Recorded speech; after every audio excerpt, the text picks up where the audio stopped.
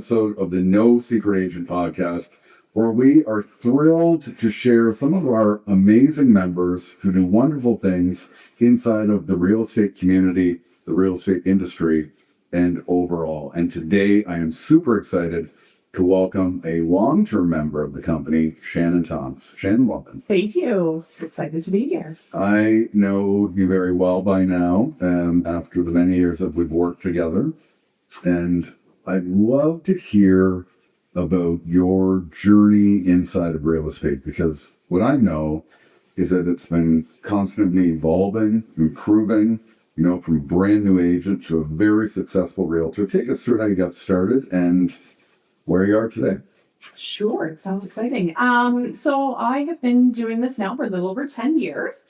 And real estate was something that I wanted to do for quite some time prior to making that jump. But when it's a great time in life to have no guaranteed income, no benefits.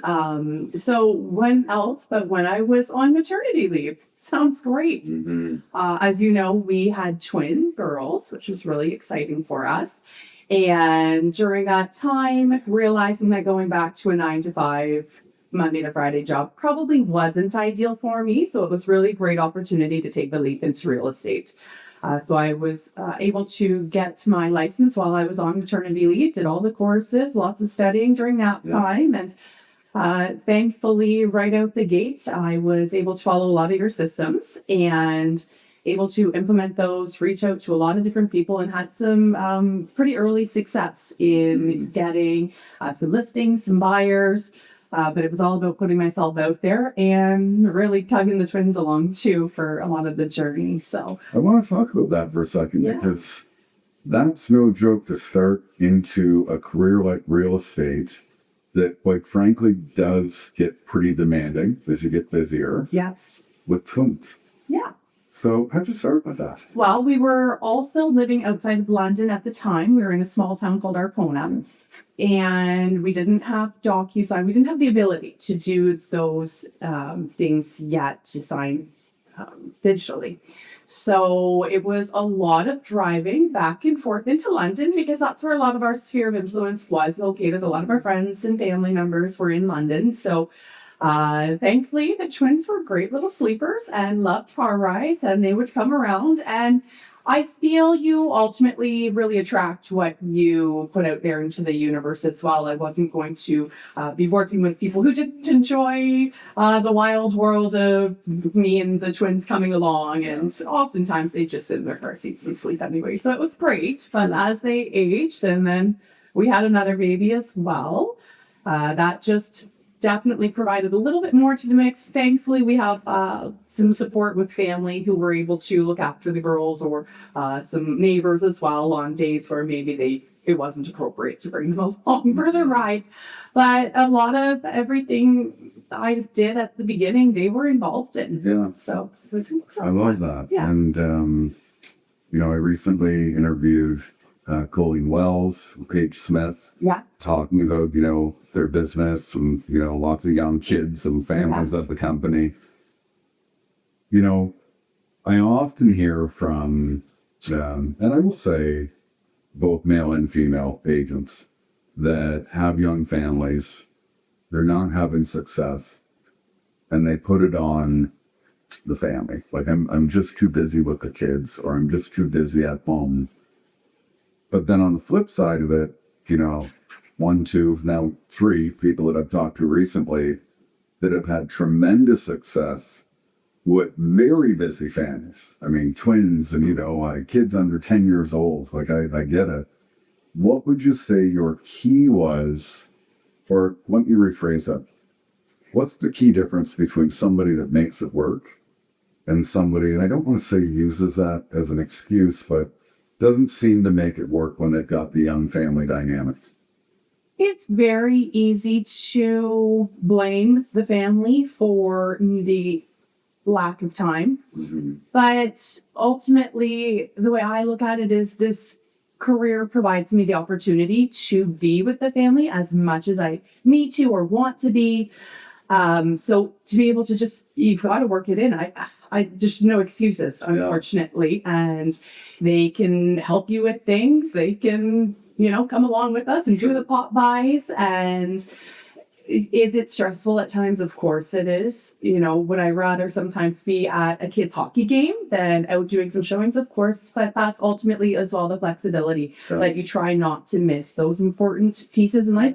And yeah, I might have to work until 10 p.m., 12 midnight, sometimes in order to make it work, but it's just about the sacrifice and what time of day you're making those sacrifices, I think. I love that. And I think that one of the key conversations that I've had recently, not just with this, but in general, is I feel as though it's okay to allow our children to see us work. Oh, definitely. Versus not. Right? Absolutely. I get the family dynamic changes and evolves over time. But I think it's okay for kids to see that, hard work can pay off. Well, hard work can pay off. They want a new toy or a new whatever. Yeah. Lip gloss is all the rage right now. Okay. You want a new $30 lip gloss, that money doesn't just grow on trees. No. They see that mom and dad have to work. And thankfully as well, I have a very supportive husband in that aspect, that he also works a flexible-ish job. Yeah. Where if I do have to be out at, 10 in the morning or 9 in the morning to get an appointment, he can help get them on the bus and help make lunches. And but they definitely need to see that hard work. Otherwise, what's going to encourage them to work hard in any aspect of their life, whether it be school, sports, future career ambitions? Yeah, I totally agree. So thank you for that. Yeah. 10 years in the business. Yeah. What changes have you seen from when you started to now, whether it's with the market? Maybe we could talk about that first. But I'd also like to dive into changes in your business strategy or things that you're doing now versus, maybe what you did before or that you continue to do, agent to agent communication, things like that. So the market, since I have been in it, has definitely had a bit of a roller coaster ride.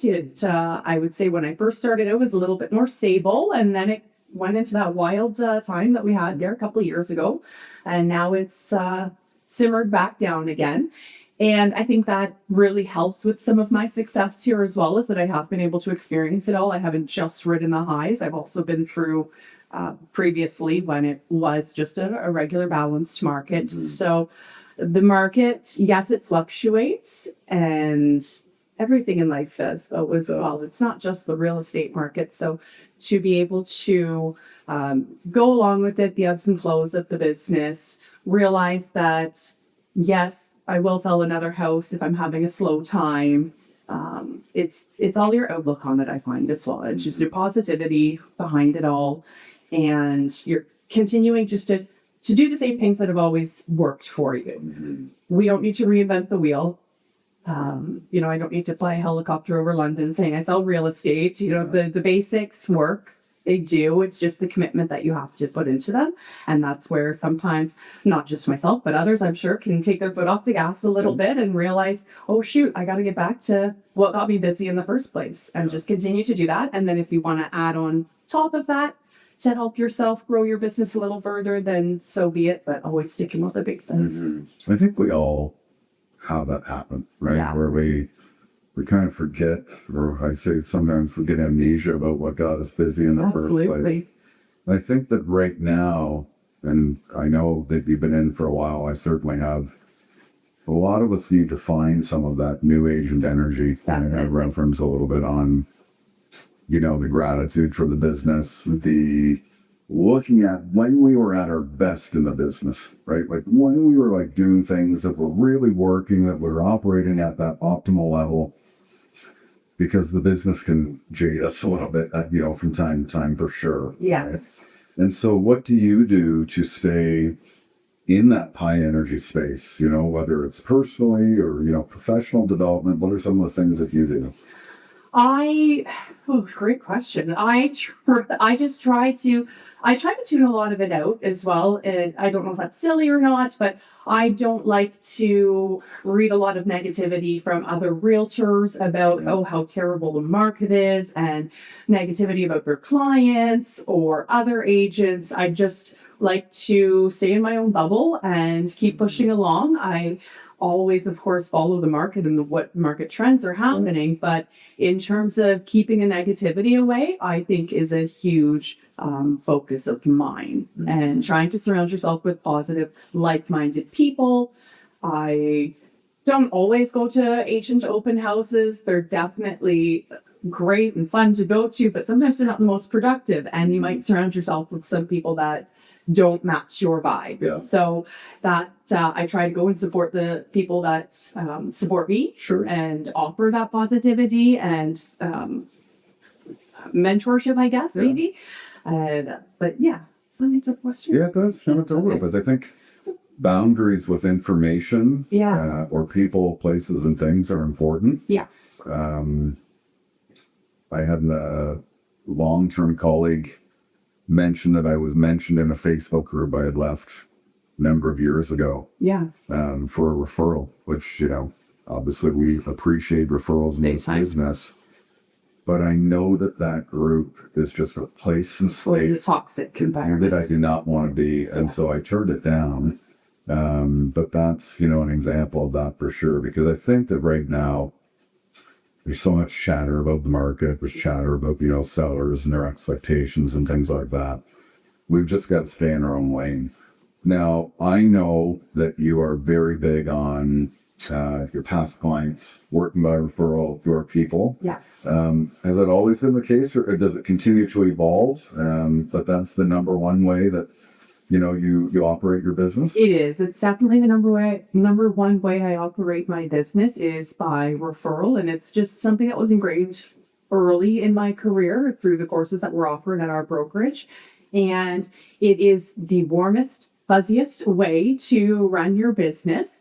I really enjoy getting to know my clients, and then for them to trust me with a referral or just their repeat business. Yeah. That as well. And that it makes you feel all warm and fuzzy inside, that they have really enjoyed their experience, their knowledge, and they have trust in you. Sure. But absolutely, that is my number one way of continuing, is just fostering a relationship with my current and past clients, for sure. Yeah. How do you do that? Oh, great question. So there are a couple of different ways. During the process, trying to get to know them really well, trying to understand about their either their families or just what they enjoy doing in life, whether they enjoy reading or they enjoy playing hockey or whatever the case might be, but just trying to get to know them a lot better than just a transaction. And after the fact, I find that I am consistently in contact with them.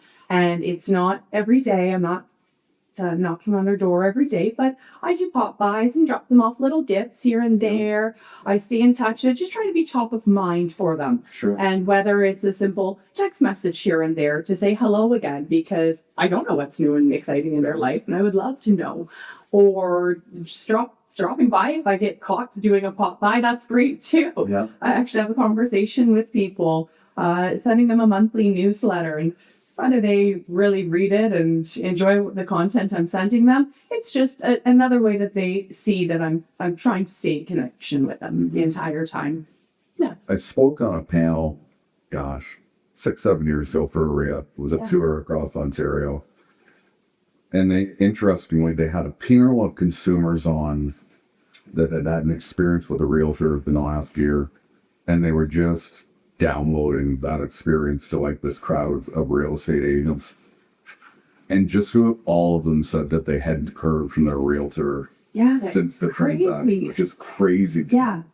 And it's not even, because I'll be guilty of that, not necessarily that, but maybe I won't call someone for a couple of months, or maybe I won't send them a text message for a couple of months, to get an update from them, but they're at least still getting some sort of items from myself, whether that be an email, and they are just a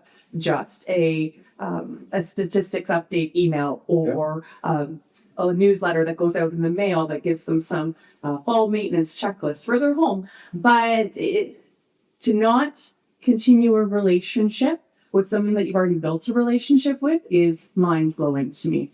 And that you get rewarded very handsomely for in a process, which can be a challenging process nonetheless. Mm-hmm. But I mean, we get paid very well when we do a good job. There's Definitely. no secret about that. Yeah. And so to just lose touch, to me, it's always blowing my mind. Yeah. And how do you expect to ever or hope to ever gain any further business from those individuals if you're not For sure. continuing? When you work by referral, Yeah. you obviously build these relationships. Yeah. They put their trust in you, Yeah. especially with, their biggest acquisition or disposal of an asset, really, in most cases. We see this market shift where all of a sudden it's not exactly easy to sell a house, but also not easy when your client feels that their house is worth a lot more than maybe the market is saying it is. Yeah. How do you navigate that? Honesty, unfortunately. And it's honesty and facts. It's data. It has nothing to do with them personally. If they purchased it at a high time, it's honesty again. The market was here. We're not there currently. Stay in your house for a little longer. We'll be back to there. But I find that just if you overpromise and underdeliver, then that's just gonna eat you every time. It's no good. So if you can continue to just show up with the facts and the data, it might not sell tomorrow. It might sell in 6 months from now. This is where we need to be priced. You don't like that price? No, I don't either. I'd rather get you more money. We all would. Sure. So I think it's just honesty and directness and facts. You have to show up with the facts. I think we try and really drill through that collectively on our company because I know just how many realtors maybe don't take that approach to earn a listing. They give the seller whatever the seller wants in terms of, that idea. Fine at the table to sign a listing agreement, but in the long term, that can create so much frustration, some real financial challenge. So leveling with the clients is always the best way. That's our perspective. Yeah. And I feel that that's going to carry forward long term with those people too, that you did level with them, even when, like in all things, like times we get a little bit tough. For sure. And you don't always get every listing, unfortunately, when you do tell the truth. If you go in and overinflate things, then who doesn't want to hear that their house is worth $100,000 more? But if it's not, and you've done that and overinflated the listing price, well, then you're just shooting yourself in the foot because they're going to have such a negative opinion of you after or during the entire process. And you're not going to create a raving fan afterwards, and you're not going to earn that repeat or referral business from them. So I just find you've got to go in straightforward, and if it's going to work out, it's going to work out. And if someone else comes in and they win the listing, good for them. There's some tough battle ahead of them. Yeah. And oftentimes we that tell the truth about price get a call back. Yeah. And that can happen too, which is nice when it happens right off the start. Yeah. That's a two-step process. In speaking with agents all throughout the last couple of years, one of the number one things that I hear from experienced agents is that communication is lacking. When agents are discussing a property, discussing a sale, negotiating an offer, it's all email, text, not a lot of, engagement. Are you finding that's the case in your business right now? I love to pick up the phone and talk to other agents, and I know it's not common. Unfortunately, I actually had a transaction just a bit ago, maybe in the summertime, and I never once physically spoke to the agent. They would never answer their phone, but they would text me back immediately. They would email me, but they would never speak to me, which I find so strange. You're trying to sell your client's offer. Why wouldn't you want to talk to me?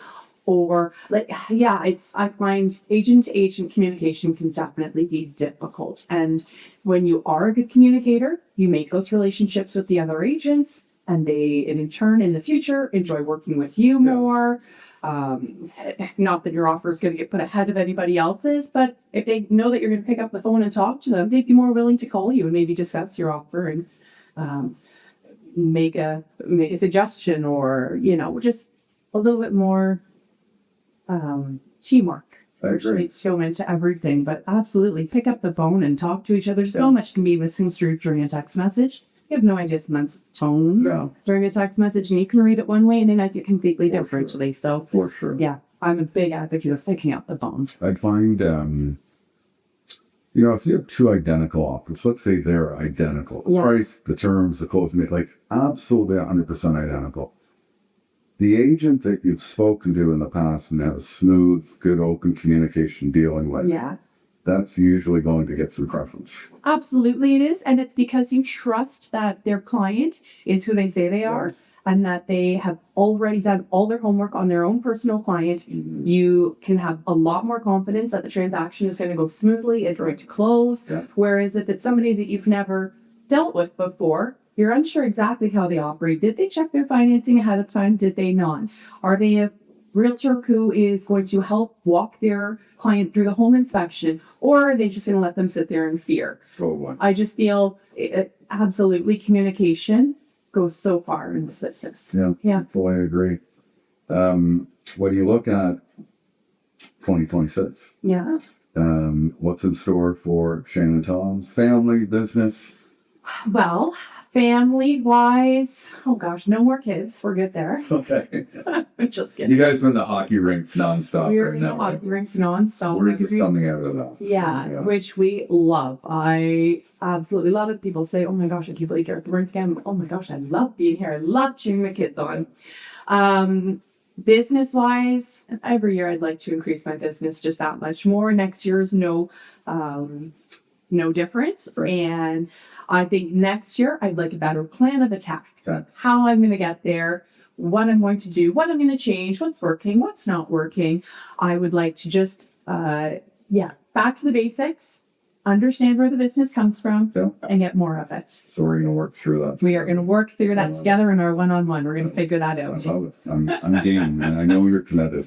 Where can people find you if they want to get in touch with you, whether it's another agent that wants to ask questions, maybe build agent-agent referral relationships, people that are looking at buying or selling? Where's the best place to find you? No, we're just like website. Whether it's your website, social media platforms, we'll make sure we post all of them, but maybe you can let our audience know. Oh, definitely. I'm active on Instagram a lot at shannontoms.realtor. And Facebook, I step up my game there. I'm not as good on Facebook as Instagram. But I'm always just a quick phone call or text away. Sure. Yeah, my cell phone is always on me. And if I don't answer it, it's because I'm yelling at a hockey arena. Got it. I love it. In a minute. Everybody, it has been an absolute honor to work with Shannon Toms for practically 10 years. A little over 10 years. And Shannon's doing amazing things with her family, with her real estate clients inside of the community. And we invite you to connect with her and learn a little bit more. As always, the Realty Firm wants to support our members, but also the real estate community and our clients in the community overall by welcoming great people doing amazing things. So thank you, Shannon, and stay tuned for another episode.